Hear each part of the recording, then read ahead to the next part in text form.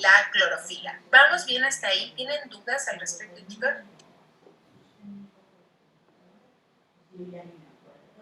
¿No? ¿Todo bien?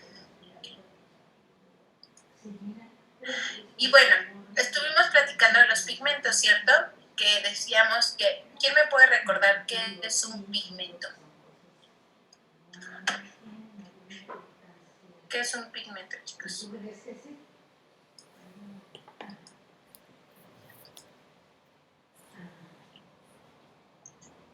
Pues es lo que le da color a las cosas, ¿no? Un pigmento es lo que le da color a las cosas. ¿Por qué? ¿Por qué, Fer? ¿Por qué da color? Estábamos hablando del espectro de emisión de luz y de los colores que reflejan y que absorben y los que son visibles para el ojo humano. Y cómo, bueno, algunas cosas pues reflejan unos y otros. Y los dos tipos de clorofila y por eso eran cafés y verdes.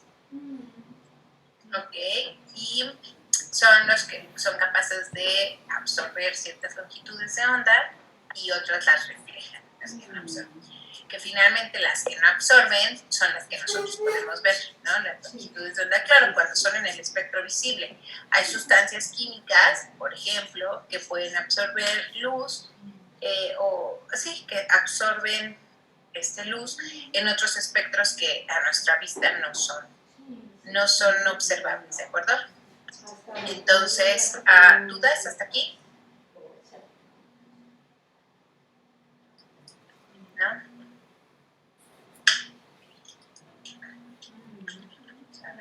Entonces, ya habíamos visto esta parte que ya les había explicado lo del espectro de luz y cuál es la parte pequeña únicamente que nuestro ojo puede captar, ¿de acuerdo? Entonces, esto es lo que estaba mencionando Melissa ahorita, que son los colores que vemos. Entonces, ¿por qué quedamos que en esta época, en el otoño, es que se ve de este color los árboles? Porque la clorofila disminuye. Porque la cantidad de clorofila disminuye. ¿Por qué, Fer? ¿Por qué disminuye? Por el cambio climático y por igual como disminuye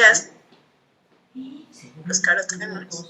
Exactamente, de acuerdo, como la clorofila es como más susceptible a los cambios, es mucho más delicada, se degrada más fácilmente con los cambios climáticos y entonces ya no enmascara a los carotenos que siempre han estado ahí, pero han estado enmascarados por la clorofila. Por eso la clorofila pues es que se nota más lo verde, pero pues al disminuir la clorofila entonces salen a la luz estos pigmentos, ¿de acuerdo? Estos carotenos. ¿Y por qué empieza a tirar las hojas? Habíamos platicado, ¿por qué empieza a tirar las hojas?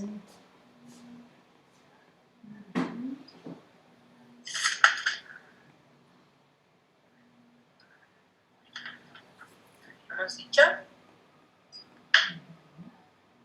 ¿Energía? Muy bien, Tere. Sí, precisamente los carotenos no son tan eficaces como la clorofila, por lo tanto, la planta al no tener suficiente clorofila, no capta tanta energía lumínica y entonces no puede producir suficiente energía. Entonces, para ahorrar como un ahorro energético, pues entonces tira sus hojas de tal manera que el mantenerse viva le requiere un mínimo esfuerzo o una mínima necesidad energética, ¿de acuerdo? ¿Dudas hasta ahí? ¿No? ¿Vamos bien? Ok. Vamos a ver cómo es que se transforma la luz en energía química, ¿de acuerdo? Esto ya lo debieron haber platicado en algunas clases de química, en donde, bueno, salud, esto es un orbital, ¿de acuerdo? Bueno, son los orbitales de energía, y cuando llega o cuando se irradia un rayo de luz a un electrón, el electrón cambia de orbital, sube, ¿no? Porque tiene un exceso de energía, sube de orbital, y cuando este electrón libera, o sea, cuando va a regresar al orbital del que se movió, libera esa energía y la puede liberar de diferentes formas. De hecho, la puede eliminar generando cierta fluorescencia. Hay algunas sustancias que son fluorescentes, o liberando calor, ¿no? Por ejemplo, nosotros podemos ver que hay ciertas moléculas que se calientan, ¿de acuerdo? Y esto es una forma de liberar la energía. En cuanto a lo que ocurre con el fotón que llega al centro de reacción de la planta, donde está la clorofila, pues esta se transfiere, les decía, como un efecto de resonancia, se transfiere y ese electrón es reacción que posteriormente va a dar o va a ser liberado y acarreado, va a llegar a unas moléculas que son aceptoras, como la P680 y la P700, y posteriormente va a irse pasando de una molécula a otra, como lo mismo que ocurre en la fosforilación oxidativa de la respiración. Entonces, chicos, existen dos tipos de fotosistemas.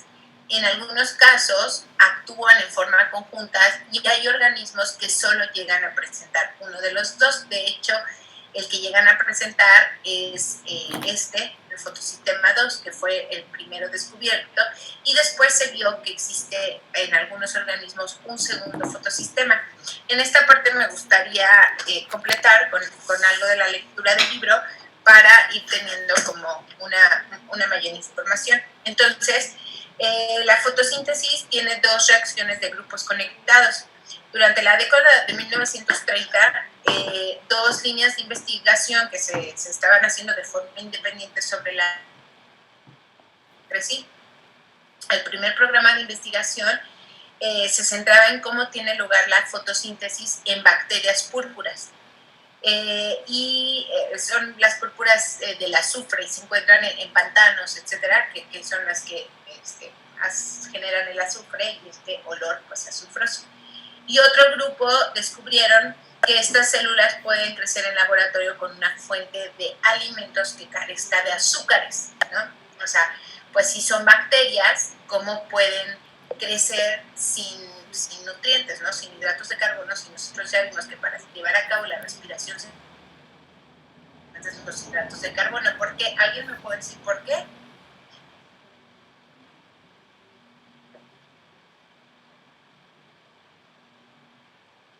¿Por qué les pareció asombroso que estas bacterias pudieran crecer sin hidratos de carbono?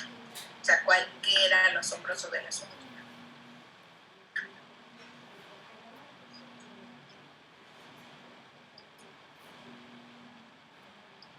¿No? A ver, Irán, ¿por qué crees que les pareció asombroso? Pues porque realmente los hidratos de carbono dan como energía, entonces al no necesitarlos, pues yo siento que eso es como que lo asombroso, ¿no? Bueno, yo digo. Ok, ¿alguien más que quiera completar esta información?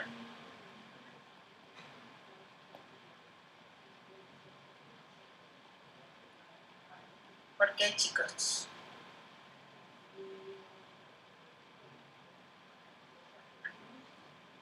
Emilio. Porque eso indicaba que producían su propio alimento, sobrevivían de otra manera. ¿Por qué producían su propio alimento? Digamos, es necesario para producir la respiración, ¿no? Exactamente. Entonces, si ellos no lo tenían que tener otro tipo de sistema que pudiera producir eso, o otro tipo de combustible. Exactamente. A ver, Emmanuel, ¿qué es lo básico necesario para que se lleve a cabo la respiración celular? Manuel, ¿está por ahí? Energía, ¿no? Energía. para que se lleve a cabo la respiración celular, uno de sus productos es la energía. O sea, nosotros respiramos con la única intención de obtener energía para que se lleven a cabo todos nuestros procesos celulares o nuestros procesos metabólicos. Pero, ¿qué se requiere para que se lleve a cabo la respiración celular? Pues oxígeno. ¿Oxígeno? ¿Qué más? También carbono. Carbono. Pues para... No, carbono es algo de lo que es un producto. Es lo que...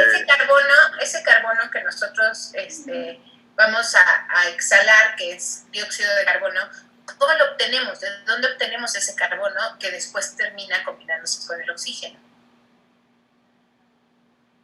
¿De dónde obtenemos ese carbono? Pues durante el proceso, ¿no?, de la respiración celular. Es lo que estamos viendo en ese intermedio se generan moléculas de carbono que terminan siendo un producto. Que terminan siendo un producto. A ver, vamos a ver. ¿Quién más, chicos? Más o menos. Este carbono proviene de la glucosa. Proviene de la glucosa. ¿Y qué es la glucosa, Josué? Azúcares. Exactamente, son los azúcares. Entonces, algo asombroso que pasaba aquí, o que por eso les llamó tanto la atención, es que si es siendo una bacteria, es decir, una célula procariota, no necesitará azúcares para sobrevivir, ¿no? Entonces, células o cualquiera de nuestras células en el cuerpo moriría si no tiene esos azúcares para llevar a cabo la respiración. ¿De acuerdo? Entonces, por eso resultó tan asombroso como estas bacterias púrpura podían vivir sin hidratos de carbono. Es como si nosotros pudiéramos vivir sin alimentarnos.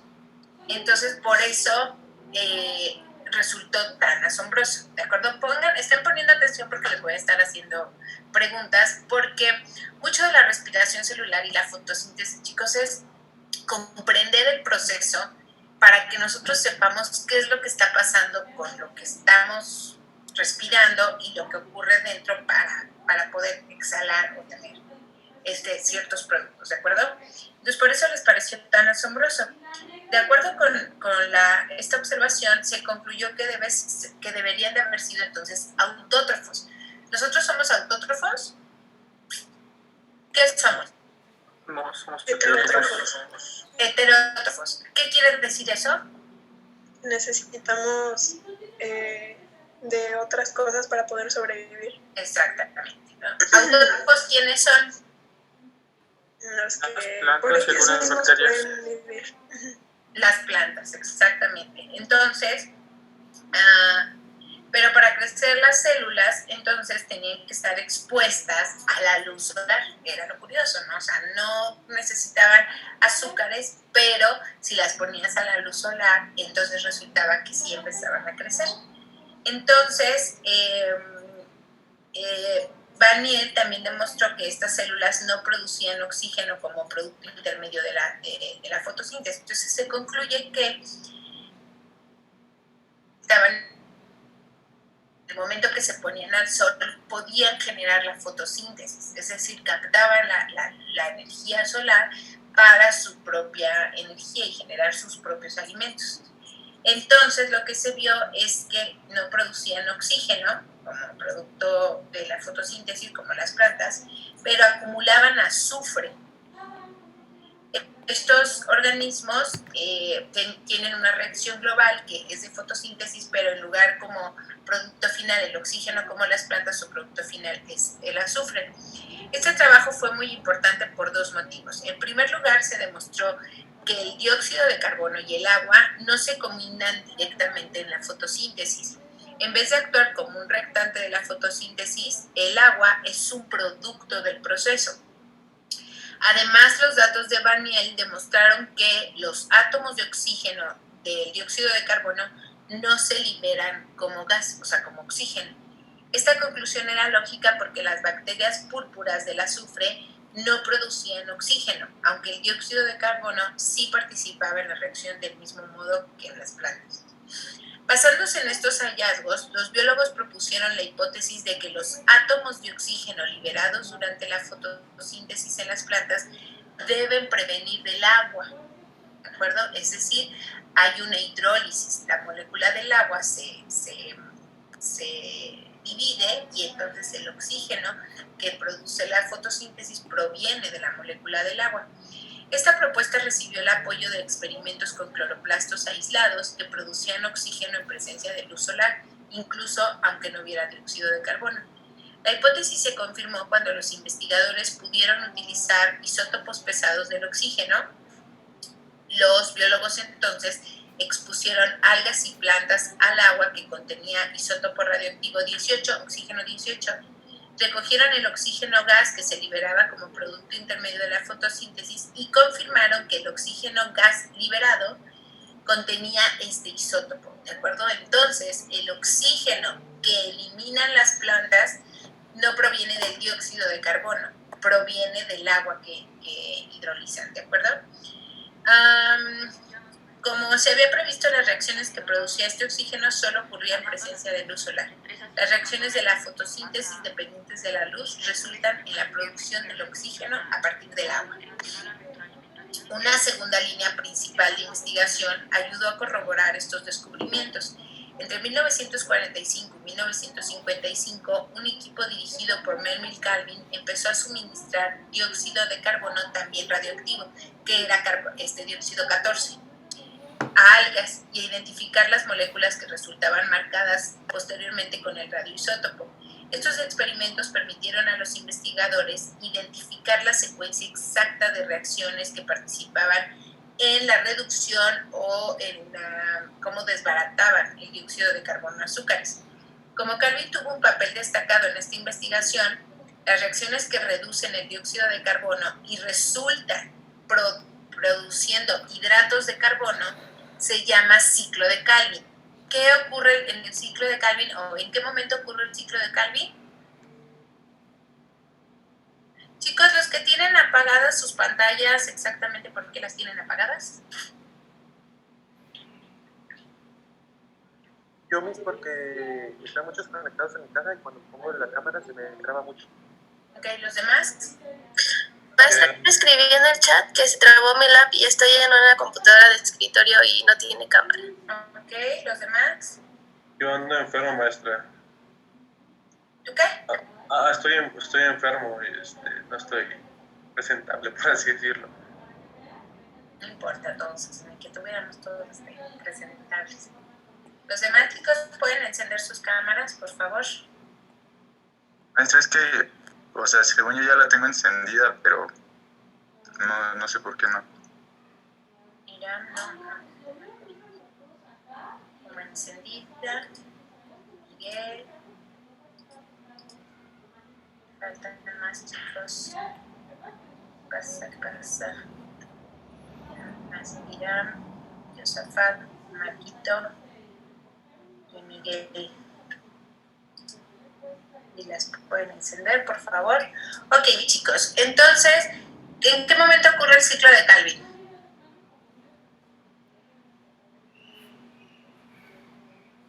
Es como después de la fotosíntesis, ¿no es lo que ocurría en la noche?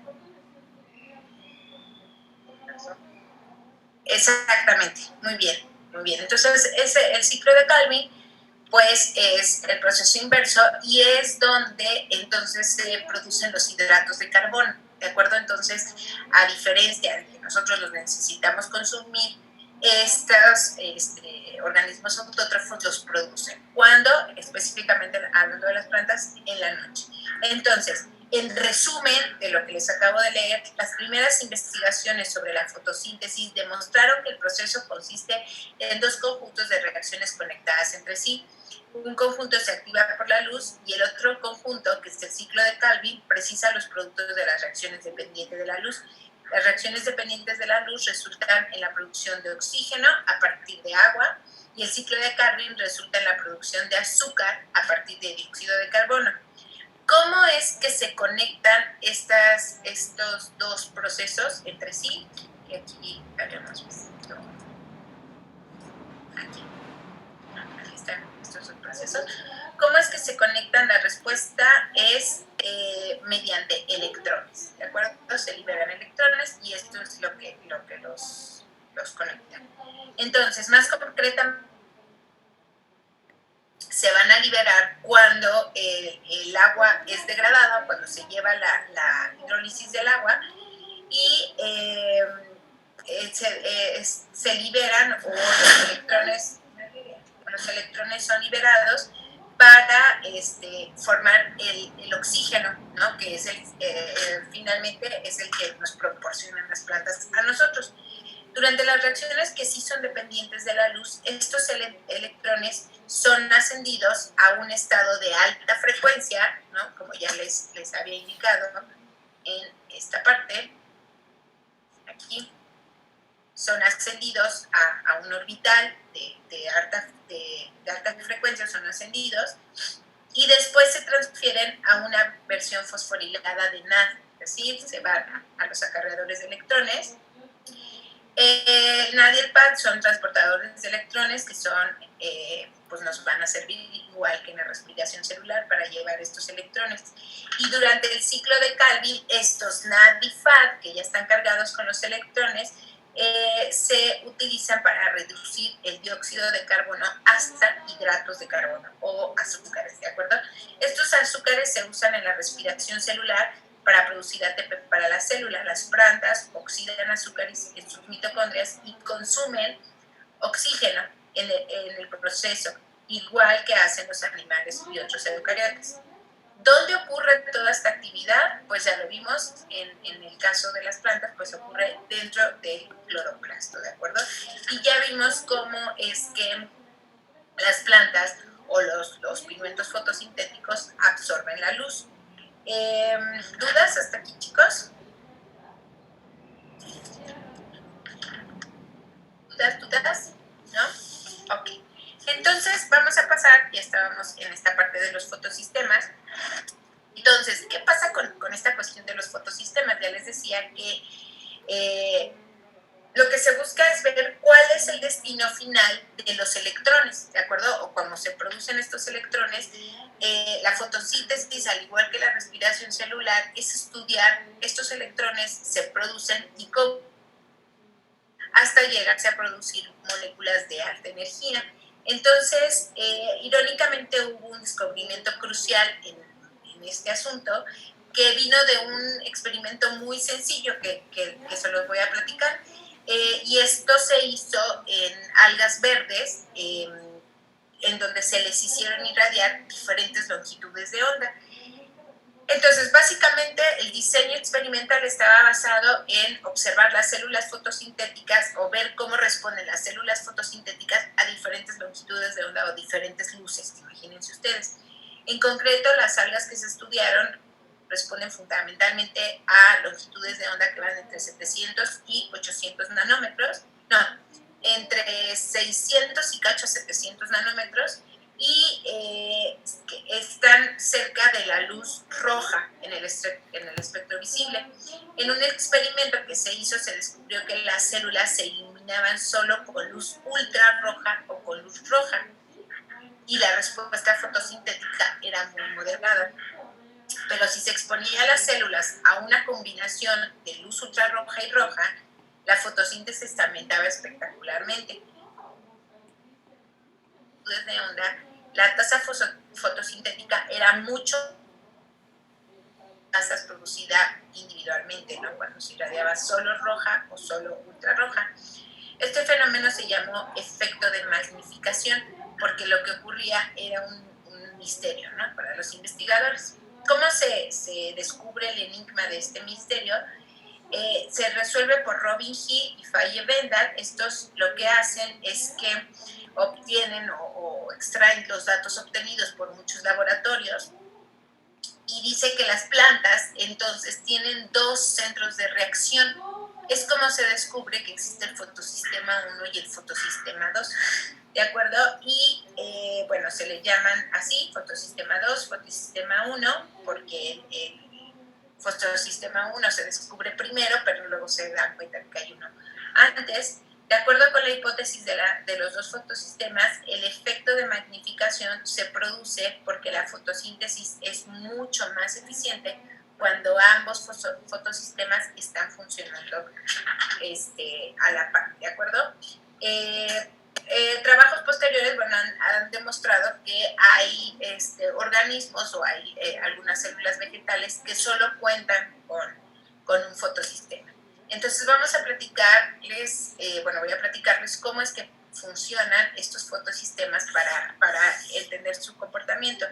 Entonces, que vemos aquí es el fotosistema 2 y se descubrió que actuaba en las bacterias, estas púrpuras del azufre, y que transmite energía de su centro de reacción, que está aquí, que es cuando se irradia energía, y estructural lo que tiene como aceptor de electrones se llama feofitina, ¿de acuerdo? Se llama feofitina.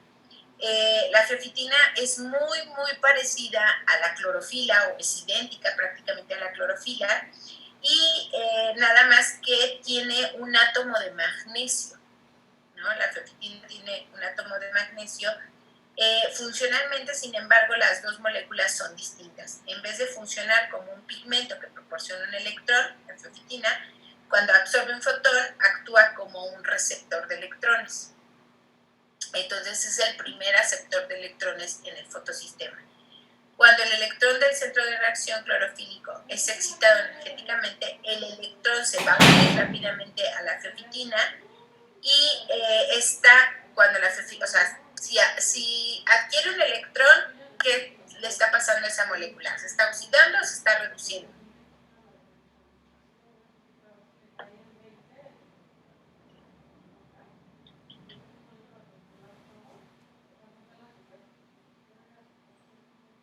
Chicos, eso me los dejé de tarea. Se oxida. Ok. Entonces, finalmente, cuando la feofitina se reduce, se completa el paso de transformación de la energía o de la absorción de luz, ¿de acuerdo? Todos los electrones de la feofitina van a entrar a una cadena de transporte, que es exactamente tal cual como lo platicamos en la de la respiración celular, que es el paso de los electrones a través de diferentes moléculas. Entonces, los electrones que llegan, salen de la feofitina, van a pasar por toda esta cadena de electrones exactamente en donde, pues, en el cloroplasto, en la membrana tilacoidal. ¿Se acuerdan que en la célula o en la mitocondria ocurría en la membrana mitocondrial? Aquí es en la membrana tilacoidal. Se nos va a acabar el tiempo, regresamos con lo mismo, ¿de acuerdo?